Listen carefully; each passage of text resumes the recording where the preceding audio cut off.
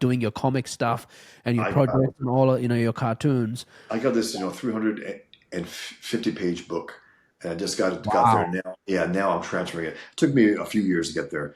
Plus, I'm doing the remaster of Pigman, and I'm doing, I'm trying to do as many things as I possibly can, and it's awesome. I love it. It's a lot of work, and also I'm engaging online. And there's one thing also. I think it's important to mock these bastards more than anything else. I don't want to just go there and quote, Fuentes. I want to mock him. I want to put pictures of him in his really fruity pose that he puts on his show. It's like really fruity. The guy is not. He's anti-masculine. He really is. And he's a small guy. He's like 5'5" or 5'6", 140 pounds maybe. He's not a man, and he's trying to project this thing. And also, like he's a big fan of Stalin. Stalin was 5'5". We never saw that because he never made clear, but he was a small guy. Something about that also, that kind of Yeah, yeah. inner need to try to control. You know, I To I had this idea. I'm going to disclose something that I haven't yet disclosed on my podcast and on socials. I'm writing a new satire cartoon comedy show, okay, and I've been writing it for 3 months now, and more on that soon. But I was like, man, wouldn't it be cool if we did a Pigman cartoon show and write that, and then animate it? I think yeah, I would love to write that. I mean that's the thing. It's like he's funny. It's so funny. I see the humor in Pigman. Some people say, "Oh, it's so violent." It's funny on a fundamental level. It's an Yeah. ex-Muslim who wears pigskin leather in order to exploit the Islamic enemy's bigotry. That's funny to me, And he He's roasts really these good. guys as he kills them. He roasts them as he kills them. I It's see funny. it. I Yeah, see, I see his humor, and the beauty of writing and then animating it is like, man, this is the perfect. I was like, man, I need to talk to Bosch about this because I would love to, I've seen animated things. People have sent me some stuff. It's wild to see it come to life. It's wild. Yeah, yeah. I And mean, I saw that big man card you posted that someone did. yeah, And I was like, the yeah, best ever drew that. He's a guy who worked for Marvel and DC. He's a major, talent. And to see Pigman drawn in his style, it blew me away. People said, "I love you, Bosch," but goddamn, he drew better. I'm like, I got no arguments against that at all. He drew him actually. It's so funny, far more heroically than I do. He made yeah, him shredded with a six pack. Pigman has a one. yeah, My Pigman is fat, yeah, but he goes from being fat to emaciated to really deathly thin to jacked at the end. yeah. So Ethan, projected what he will look like at a certain point, which is fun. But yeah, the whole idea about and it's so funny. It was a eureka moment for me. I probably mentioned it last time, but I was designing him, right? I said, "Oh, okay, big guy, 6'5". He's ex-Muslim. He's not ready for prime time. He's a little over the hill. He's not really, he was a writer against Islam Jihad for years. But he's like, after he saw Bush say Islam is peace, he was like, we're fucked. He just crippled our war effort. I have to do something. And he's ready or not, he put on this suit. And again, just visually speaking, I had a pink mask once, I had a black mask once, and then I was looking at something and pigskin leather. I said, wait, pigskin leather gloves. It has like that tan look. Pigskin boots, the work boots. It has that tan look. I said, and it would connect the main character who has like a reddish hair with Pigman. So when I see them side to side, you could see it's almost the same exact color. So that worked, beautifully for me. I was like, perfect, because it has that pigskin leather, and he advertises it to the point where again the jihadists run from him when he's around, or they slit their own throats or shoot themselves. And even though it's forbidden in Islam to kill yourself, in their mind, I might have a better chance to go to paradise if he doesn't touch me. So by my own hand, even though it's retarded, but that's their rules. Yeah. And there was one point, I probably mentioned it, but there's one point where he goes into this one. He sees five of these guys, right? And some of them are killing themselves. The guy says, "Stop! It's forbidden! Stop!" He goes, "I have an idea." So they go in a circle and they put a gun to each other's head, all from the back. 5, 4, 3, 2, and they all kill each other. Before he comes. And Pigman, there's one guy alive, and the guy says, what do you say? He goes, I'm an American. He goes, I'm American. He goes, you're not American. You murder Americans, and that's why you're dead. and he puts his pigskin leather hand over the guy's face. The next thing you know, it's all black.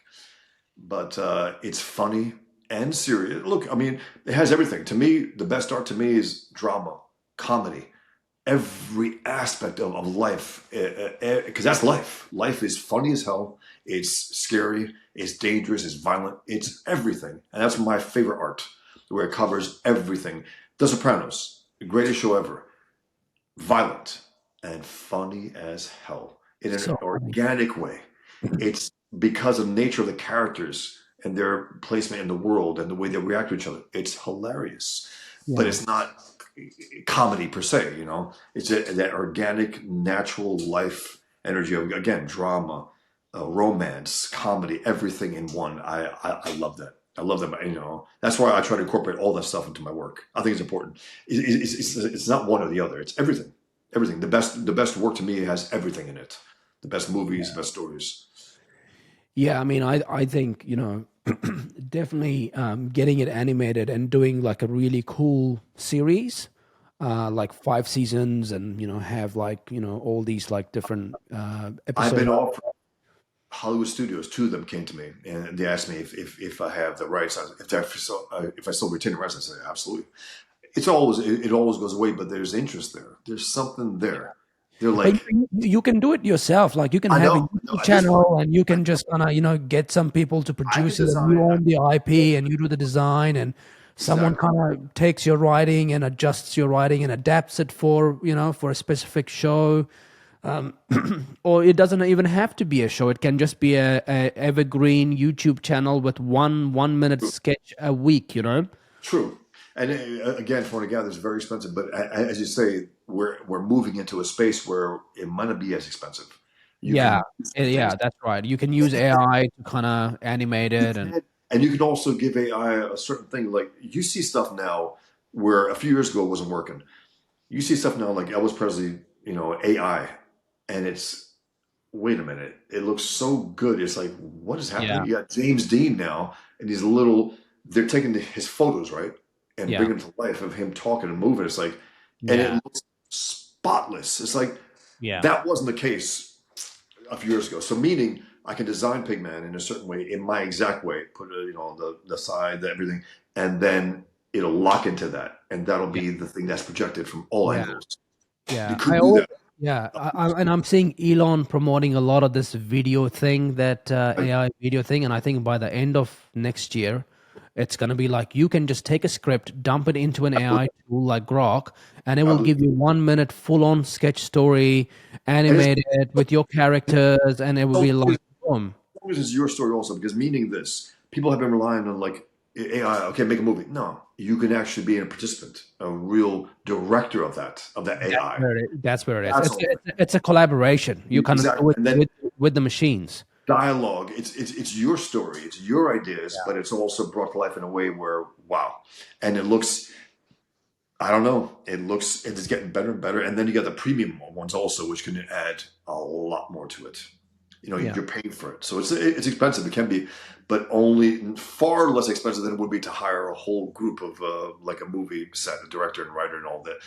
But you can also, again, you can direct it.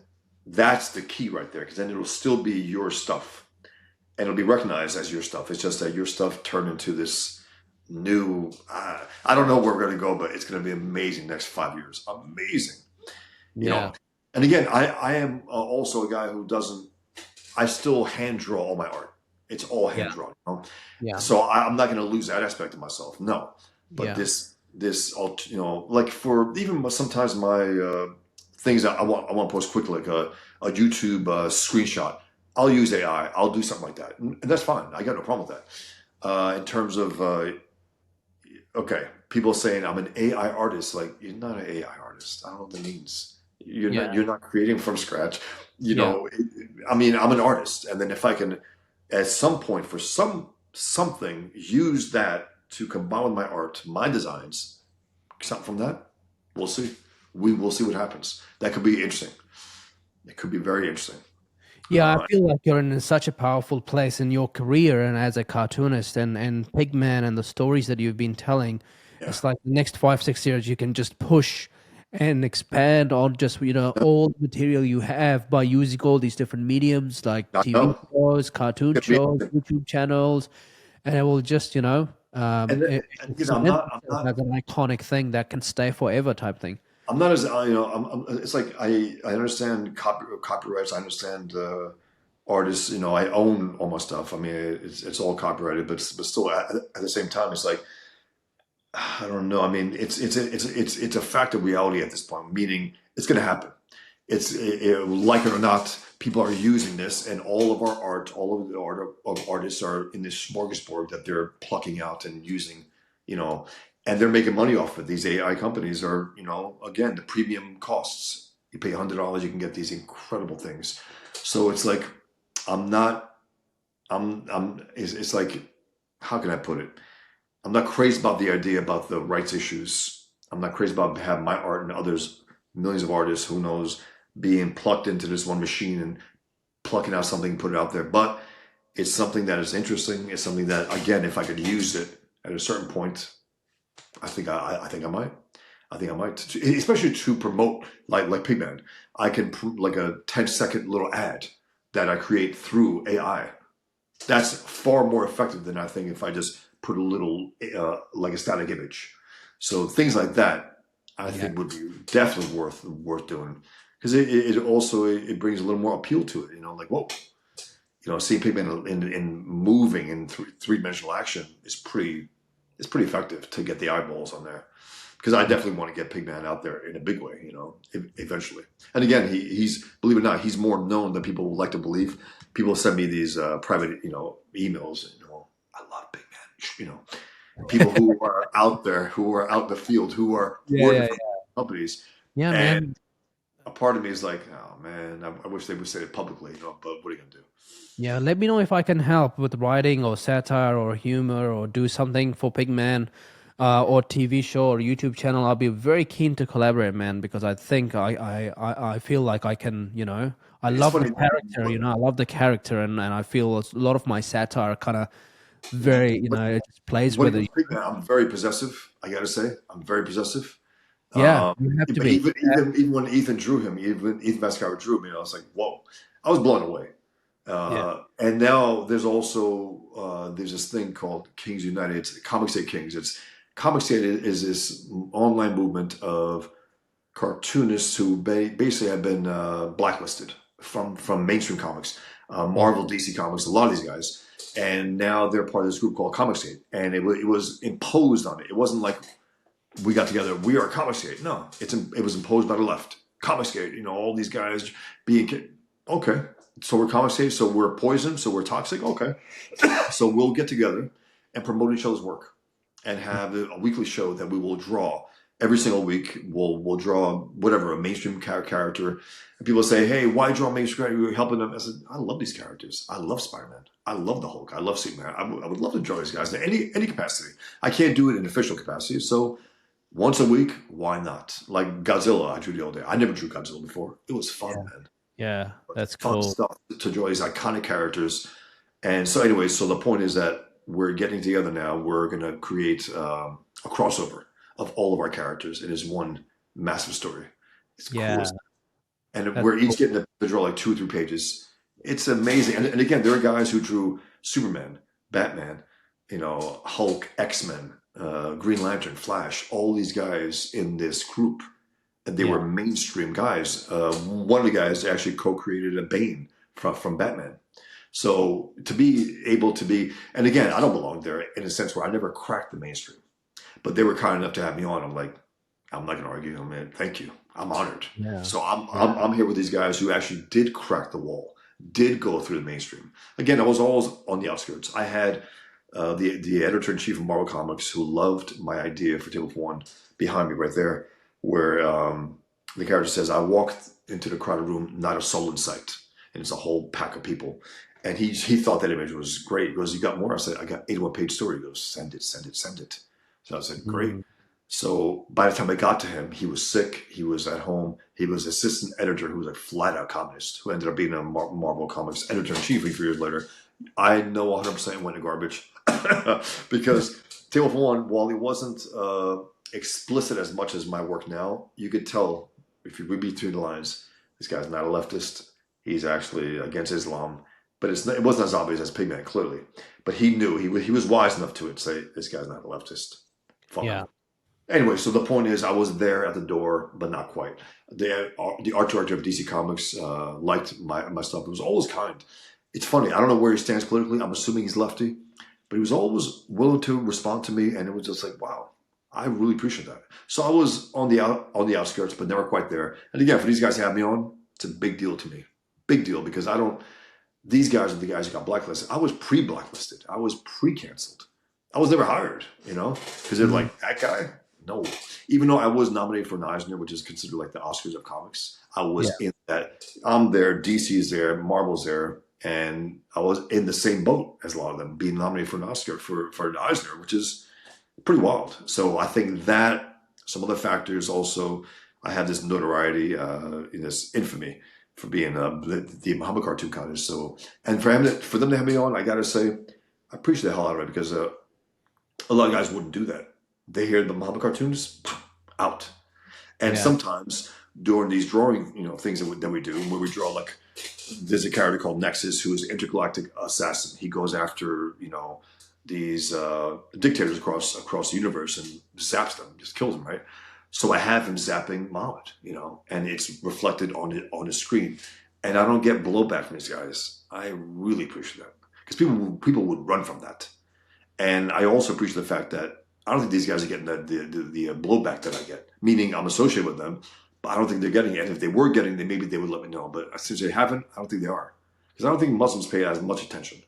Believe it or not, I mean, I used to get thousands of death threats. I get very little now. Maybe trickling here and there, but nothing like it used to be. Why? I don't know. I think that in their mind, this guy's he outlasted us. Yeah, it's really that's really nice to hear, because I kind of feel the same vibes. I used to be blacklisted 2 years ago for my satire, right? And people are like, oh, we're getting blowback hanging out with you, so we're just going to stop hanging out with you.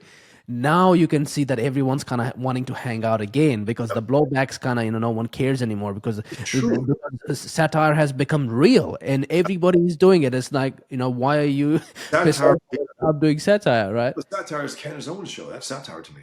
Yeah. It's accidental, but it's satire. Yeah. She's a joke.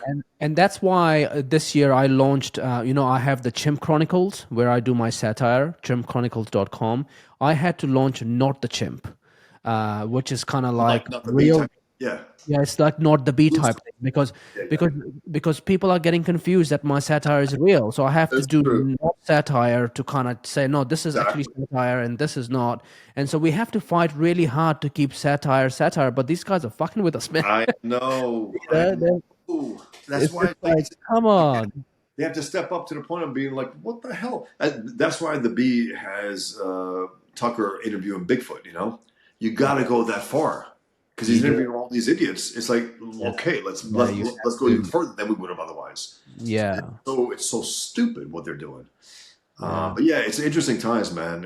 And again, it's going so fast, this AI thing again, where it's getting better and better and better, to the point where, like, wow, this could be something else. And again, you have to there's also a big anti-AI push, which I'm very happy about. I think it's good. I think Vince Gilligan has a new show, Pluribus. I don't know if you've watched it. Okay, I saw the first episode. I don't want.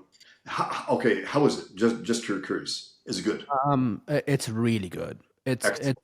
nerdy. It's nerdy, sciencey a little bit, but they do the satire of our real world so well.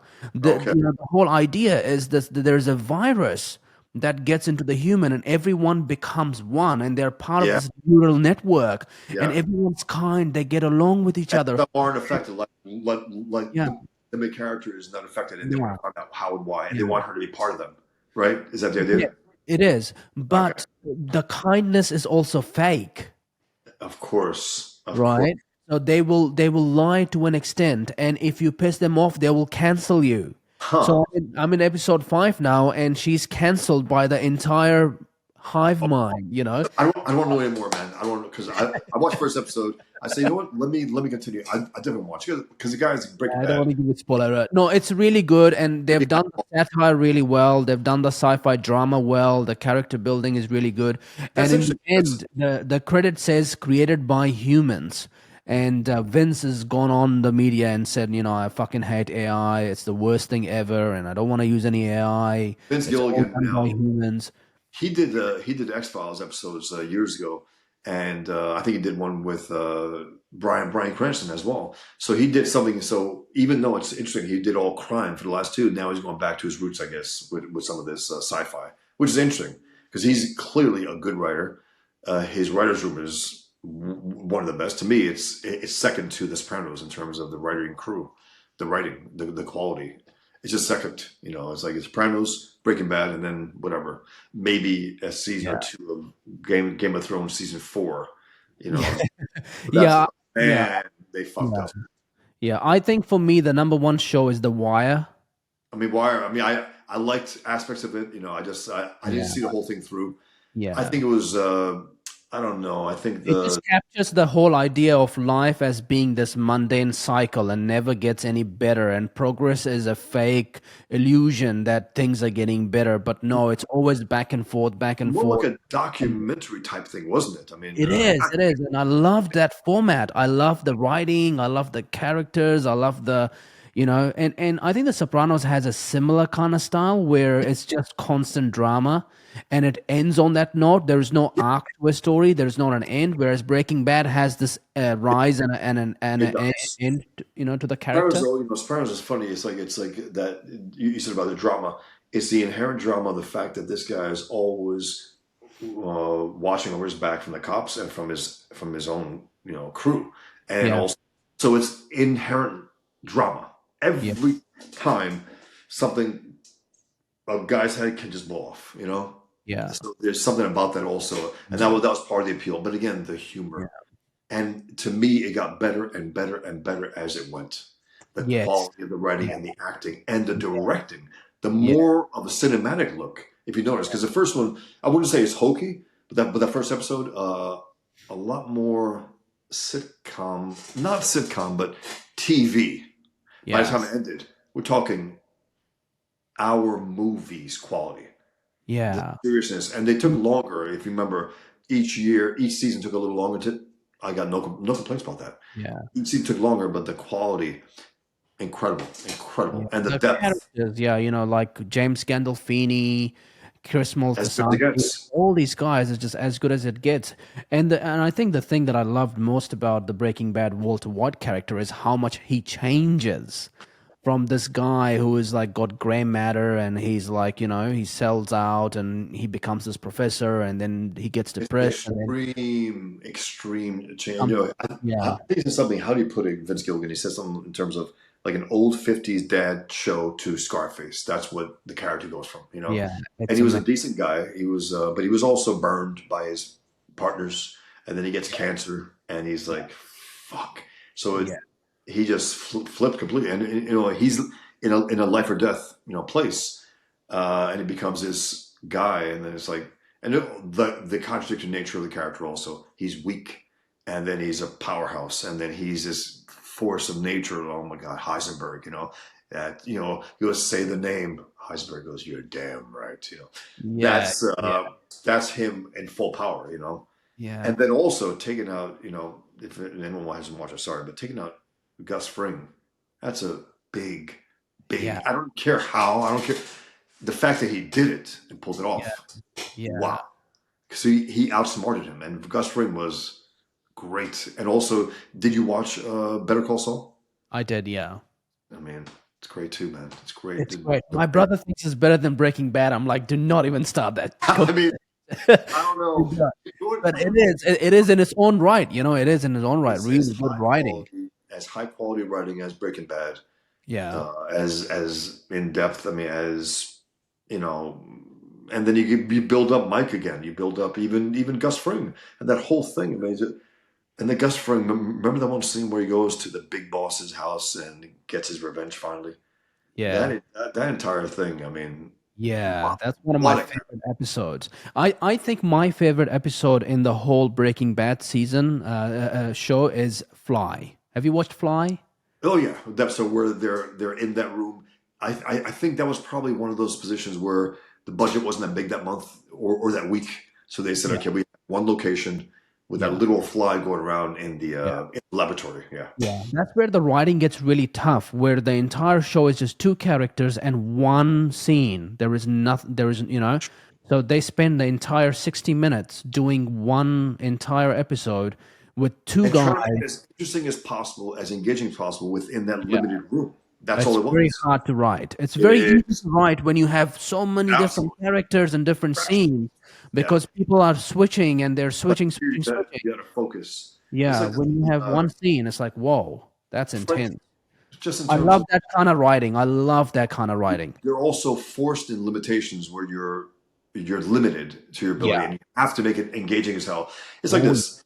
I have a lot of dialogue scenes in my comics, right? And people sometimes their heads roll back.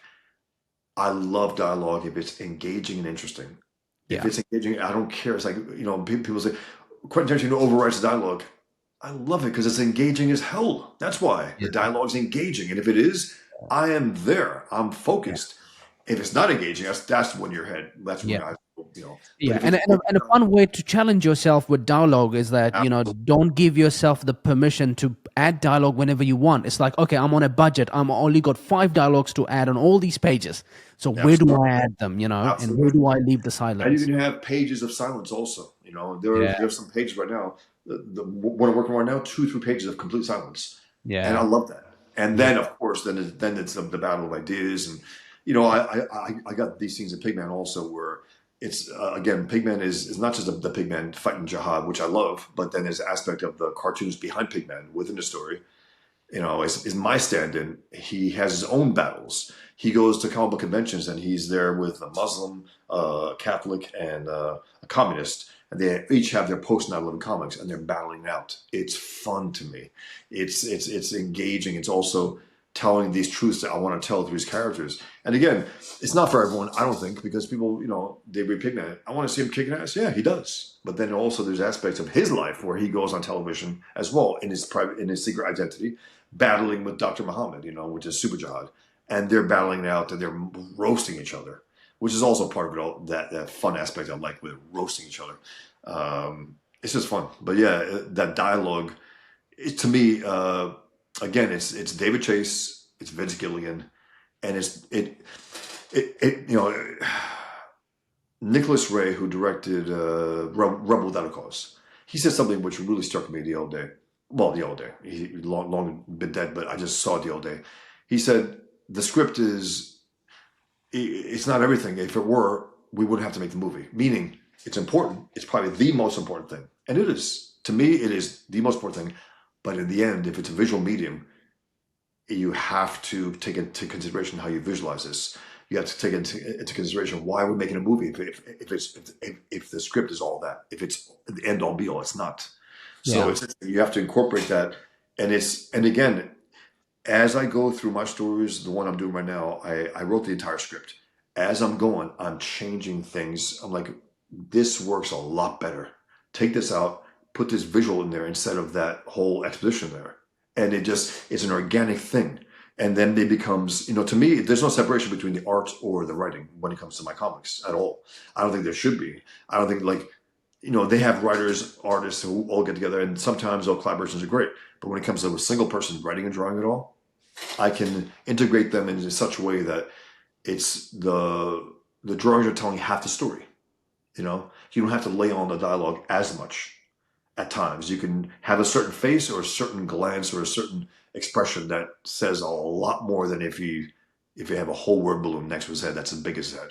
So yeah, it's a whole process, but these guys take it deadly seriously. Vince Gilligan and his whole crew, and as did David Chase, and that's to me the standard with which all these shows should do this.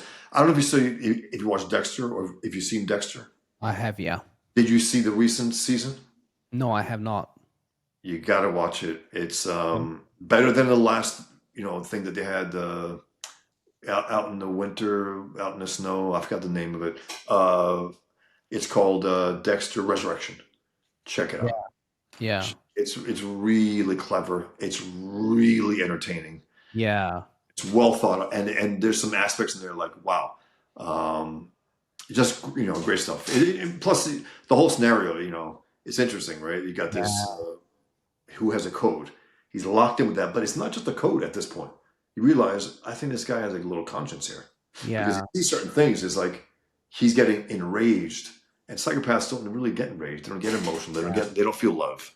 So you got to take some liberties there, I guess, for the fiction. Yeah. But so There's some well done. The actors. really, really, yeah, cool stuff happening in that comic space. I think the one that I came across that I haven't watched yet is the Penguin one. Have you seen the Oh, Penguin?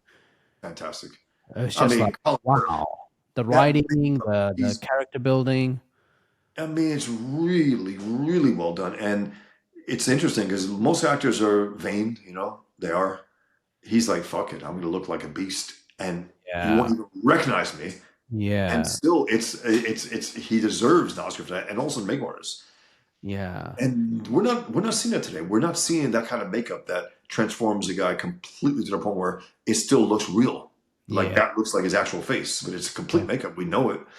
Yeah. That's like an old art. And these guys, again, this Matt Reeves guy, I wasn't crazy about the Batman itself, but I did like Colin Farrell or Firth. Yeah. Yeah. I Colin. liked his portrayal in the Batman. I don't. Robert Pattinson as Batman. I'm not sure, to be honest. We'll see. There's another one coming up. But again, it's like 5 years removed from the first one. Why? I don't. It's like why? Godfather 1 and 2 were 2 years removed, and I just saw them both, right? And I'm at the point where I watch them like, is this better than this one? Yeah. I don't know. Well, I'm watching that one like this is better, but I'm watching that one. I was like, holy shit! The things that they did with and also Pacino. Give him credit because he's sitting there a dead man, more or less, right? Yeah. Yeah. His soul's gone.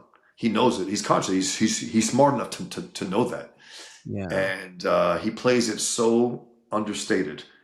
It's almost. I don't think other actors would have done that. He Yeah. was very smart, and the director was very smart to say, "I'm not going to be wild, but I will explode when I have to at certain points." But that's Yeah. not, and the most of it is just an even keel, you know, person who's sold himself. He knows it, but Yeah. also you think about the situation of the character. He sees his family go down. He sees his father. And he's like, he's conscious that I'm smarter than these guys. I'm Yeah. ruthless than these guys. Yeah. I killed men in war. I'm educated. I probably can make my family stay afloat until we can make it legitimate. That's what the deal he made in his own mind. What a character and what a movie! Yeah. Incredible.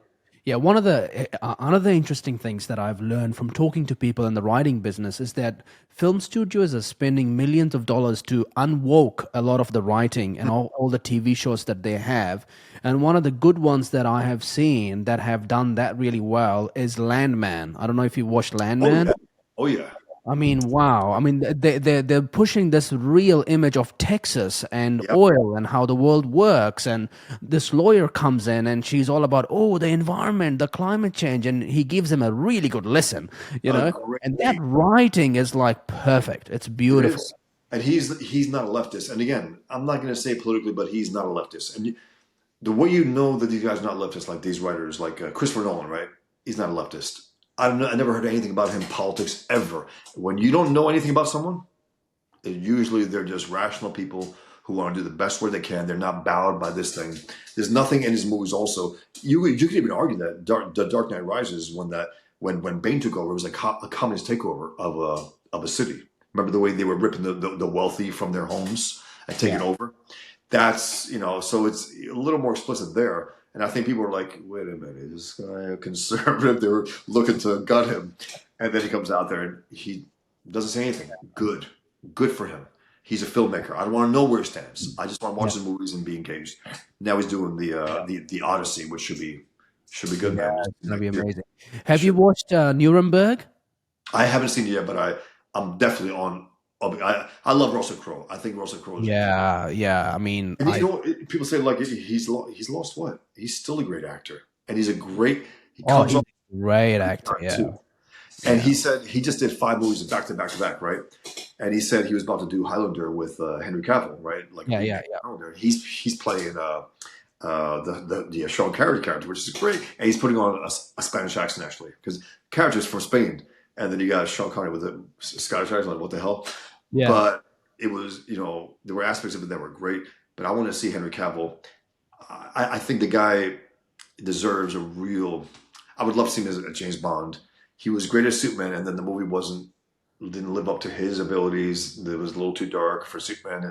Anyway, he's doing this right, and he said I was so burnt out making these 5 movies that by the time I got to Highlander, I was like, I wasn't there. I couldn't bring. And Yeah. then Henry Cavill hurt himself bad, and he was like, damn, it's terrible, but also like, yes, because now he Yeah. can recuperate. He went back home, recuperated now he's back shooting. So I definitely want to watch Nuremberg. I saw a little clip of it, and the actors are great, Michael Shannon and Russell Crowe, and then someone else there also. So I'll definitely watch it. Did you watch it? No, I have not yet. I don't think it's out. I think it's In cinemas over here in New Zealand. I don't think it's out over okay. here. But I think I'll it's, keep I an think it's eye out. out this. Yeah. It Yeah, I looks. mean, there's some really good stuff coming out. Stranger Things is out very soon. I never got into it. I hear it's great. I mean, I think I got to start from Yeah, scratch. But yeah. one Good one writing, show that I very good saw, writing. One Piece. I don't know if you saw One Piece on Netflix. It's based on a manga turned anime, I guess, turned movie. It was fun, Interesting. entertaining, a Interesting. family movie. Wow. Like a pirates, like a real. It's based on a comic book, but like pirates with power with superpowers. It's entertaining as hell. Uh, Dexter Resurrection was great, entertaining as hell. And again, when I say entertaining as hell, Dexter's it wasn't the most entertaining. It was just but this was particularly smart and entertaining in a Mm, modern sense, where there's some stuff in there like wow, okay, there's some interesting things in there. yeah. I don't know. I don't know if you know about the premise of this one or no. No, I don't. So just check it out when you can. Yeah, It's yeah. worth I watching. will. But what else is out there? I'm just trying to think. Pluribus, I'll definitely watch because of Vince Gill. I saw the first episode. We're gonna watch the rest. Yeah. But in terms of, I don't know. Okay, uh, Tom Hardy and Pierce Brosnan. What was it called? It was Gangsters Crime Town. It was really Yeah. good, really good. Yeah. I forgot what it's called, but it was Tom Hardy's always great. I'll watch anything he does. Yeah. He's got, There's also a new one from the creators of Peaky Blinder. It's about the Guinness, the guy who invented the Guinness beer really. in Ireland. Yeah, it's on Netflix. I forgot the name of it, but it's from Stephen the Knight. creators of Peaky Blinders. Stephen Knight wrote that. He did the first season of Daredevil, the first few seasons of Daredevil on Netflix. That's why it was really, really good. Yeah. And the Disney Plus one is fine, but it's not as high quality. And Yeah. Peaky Blinders, I saw a few seasons of that. I still got to finish it. It was really good. Yeah. Yeah. Yeah. And For All Mankind is amazing on Apple TV Plus. I, For All Mankind. It's so like a funny. I was always satire. resistant about that. I was always because I was like for all man, not for man, first step of man. So Yeah, it's yeah, yeah.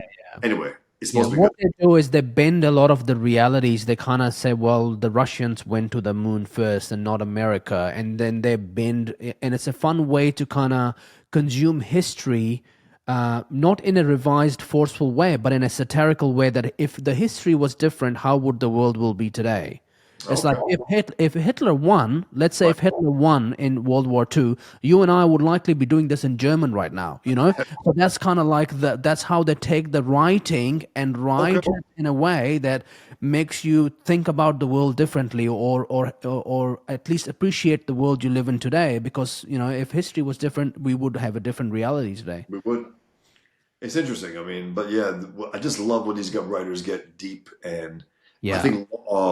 think Landman is coming out again, the second Yeah. season soon, Yeah. which is great because I'll definitely watch that. I Yeah. just want Have you seriously watched good yeah, work.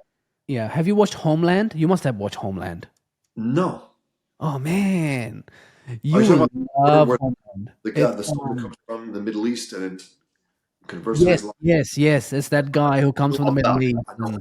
And Yeah, I think again, I was a 24 guy, 24 with a keeper. I was a 24 guy as a teenage kid, man. I love 24, man. I mean, it was, Favorite and thing ever. they were willing to go places that No other show was willing to go. They had Muslim terrorists, and then they had this one. So funny. They compromised a little. They were with CARE, that the Hamas led the Still Child Group America. They apologized to them for but then they came back with another episode, with another season, where the villains was a Muslim family, Yeah. father, mother, and son, and there was the ruthlessness of Jack Bauer, what he was willing to do.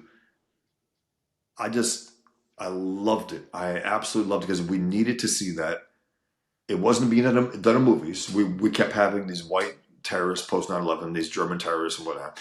And at least some seasons of 24 were like, we got to take this Islamic threat seriously. And we're going to have Muslim terrorists. That's it. Yeah. They did one of the later seasons, and supposedly there's a talk about a revival. We'll see. I want to see Jack Bauer back. Why not? Yeah, I would love to see that, man. I think you're gonna love Homeland because I think it's one of the most sophisticated terrorist-based kind of show, and it Okay. went on for a really good season. I And think I was resentful of it because of the fact that they were, I think something about it this put me off, but I okay, always hear good yeah, things about it, so I definitely yeah. will check it out. No, it's amazing. Hey, this has been fun, man. Always, man. Thank you so Always. much for making time. I appreciate you having me. Thanks, man. I would just we can go on for hours, so it's awesome. I know.